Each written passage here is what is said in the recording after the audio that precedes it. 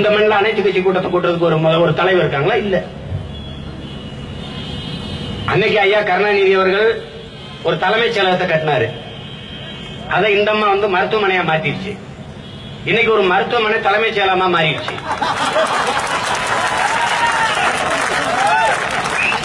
எப்படி இருக்கு நாடு? ராம்குமார் தற்கொலை செய்யலையா, கொலை பண்ணிட்டீங்க. நாங்க சொல்றோம், நான் தான் சொல்றேன்ல, என்னை கைது பண்ணி கொண்டு விசாரி, நீ எப்படி கொலைன்னு சொல்ற? என்னை கொண்டு வச்சு விசாரிக்கணும்ல. நான் தான் கொலை பண்ணிட்டாங்கிறல்ல. கொலை பண்ணிட்டாயின்னு நான் 100 காரணம் சொல்றேன். இல்ல தற்கொலை ஒரு காரணம் பண்ணி நிரூபிக்க முடியலையே, இந்த அரசால முடியலையே. கொலை புதுசாக நாங்க ஜெயில் பாக்குறோம், நாங்க பார்க்காத ஜெயிலா? அவன் ராம்குமார் என்ன பேர், அர்னால்டு சுவாசினிக்கிற வேண்டாமா, சில்வஸ்டர் ஸ்ரீகல் அவரு பெரியவரா, சில்வஸ்டர் ஸ்டாலினா போயிட்டு ஒரே குத்துல சுவிட்ச் போர்டை உடைச்சு எடுத்து கடிக்கிறதுக்கு. அவர் என்ன கடிக்கிற வரைக்கும் மாட்டுக்கு மூக்கனையா ஒரு நேரம் நீ வேடிக்கை பார்த்து இருந்த? என்ன பண்ணிட்டு இருந்த உங்க காவல்துறை? என்ன பண்ணிட்டு இருந்துச்சு? கை கெட்ட தூரத்துல நீ எதுக்குடா விசைப்பலகையை வைக்கிற? நீ கை கெட்ட தூரத்துல எதுக்கு சுவிட்ச் போர்டை வைக்கிற?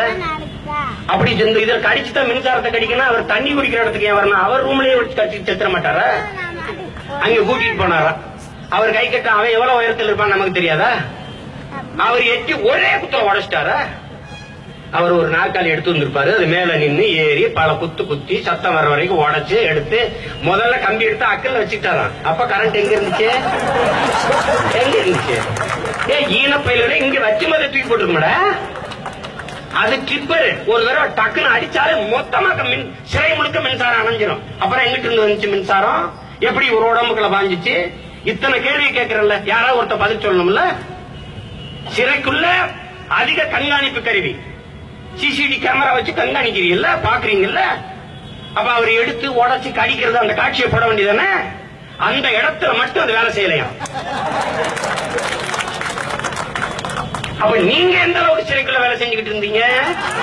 எப்படி இருக்கு?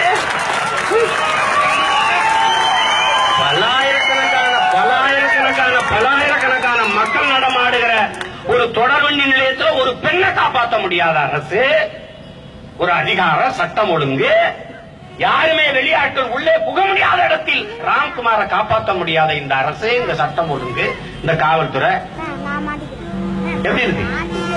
அது கொலை, அது தற்கொலை இல்ல. அதை நிரூபிக்கிறதுக்கு எங்களுக்கு அரசு தரப்பு மருத்துவரோடு ஒரு பொது மருத்துவர், நடுநிலையான ஒரு தனியார் மருத்துவரை போடு, இதை கேட்கணும். ஏன்னா அரசு மருத்துவர் அரசு என்ன சொல்றதோ அதை எழுதி கொடுப்பாங்க. ஆமாங்க, அவர் மின்சாரம் கடிச்சு எடுத்துட்டாருங்க, அதான் அவர் வேற வழி இல்லை. அவர் நேர்மை எழுதினாருன்னா அவரை கொண்டாலும் கொள்வாங்க. அதுக்கு அம்மையார் ஜெயலலிதா அரசு நீதிமன்றத்தில் என்ன கொடுக்குது? அப்படி அனுமதித்தால் அரசு மருத்துவர்களை அவமதிக்கிற செயலாகிவிடும். யார் சொன்னது?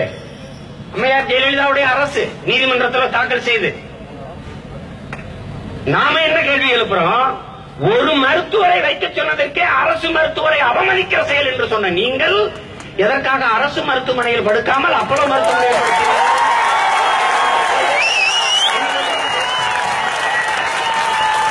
இந்த செயல் அரசு மருத்துவர்களை அவமதிப்பதா மதிப்பதா? இது அவமதிப்பது மதிப்பதல்ல, தூக்கி போட்டு மிதிப்பது.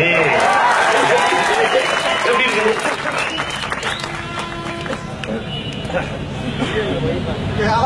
கால கொடுமை. வடிவேலு கிணறு வச்சிருந்தேன் காணாம பாருங்க, அது மாதிரி இன்னும் ஒரு 10 நாள் கூட எங்க முதலமைச்சரை காணாம ஏதோ ஒண்ணு நடக்குது. அவங்களுக்காக ஆள் இருக்கு. நான் என்ன பல தடவை சொன்னேன், தகப்பன் இல்லாத வீடும் தலைவன் இல்லாத நாடும் தட்டுக்கட்டு அலையும்.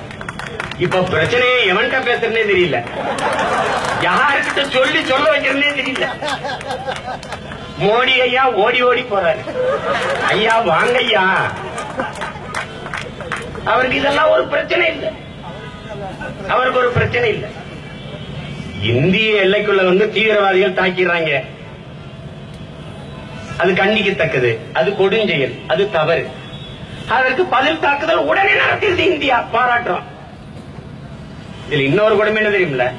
விளையாட்டுல போய் நீங்க ஒரு வெள்ளி தங்கம் கூட வரல வேணாம், வெள்ளி வெண்கலம் என்று வந்தா பல கோடிகளை கொட்டி கொடுக்கும் இந்த நாடு.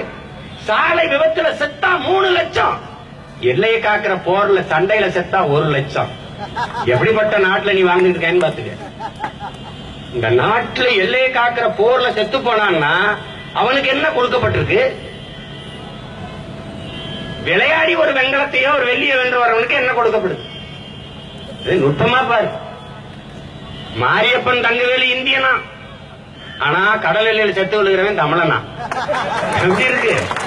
அப்துல் கலாம் இந்தியனா, மயில்சாமி அண்ணாதுரை இந்தியனா, தண்ணி கேட்கிற நாமெல்லாம் தமிழரா? என்னங்கடா என்னங்கடா என்னங்கடா ஒரு நாடு.